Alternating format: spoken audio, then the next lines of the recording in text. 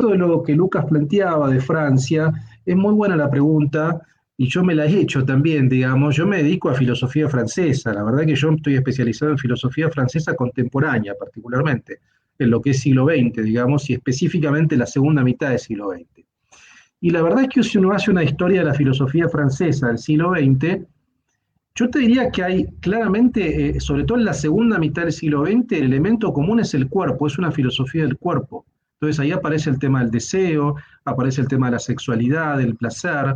Indudablemente eso es un invariante. Si vos querés hacer una genealogía un poco más lejana, bueno, en la tradición francesa están por supuesto los libertinos, Cyrano de Bergerac, el Marqués de Sade, Saint-Évremont.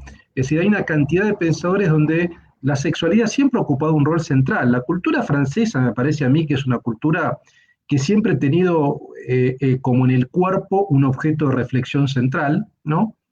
Eh, Quizá por razones culturales, yo no sé, estuve en Francia, estuve hace poco, el año pasado, viviendo un mes en París, digamos, hay un vínculo con la celebración, con el vino, hay una tradición enófila, digamos, muy importante, gastronómica, o sea, hay una tradición gastronómica francesa que es importante, o sea, por tanto, tiene un vínculo muy fuerte con el placer y con el deseo en términos generales, y eso en la filosofía se ve.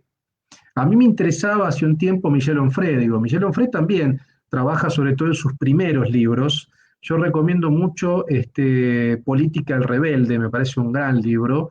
Ahora no me interesa mucho Onfray, me parece que tuvo una deriva un poco populista y me parece que la posición que está teniendo a mí nunca me sedujo tanto en los últimos tiempos, pero aquel joven Onfray, en los fin de los 80, principios de los 90, era un anarcoindividualista, ¿no? Tenía posiciones anarcoindividualistas, hedonistas muy interesantes.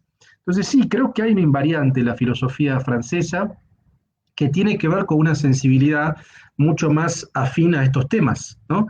Que no se ve en la tradición angloamericana, porque la visión angloamericana es analítica y es una tradición, sí, mucho más aséptica, donde el cuerpo ocupa un lugar absolutamente secundario.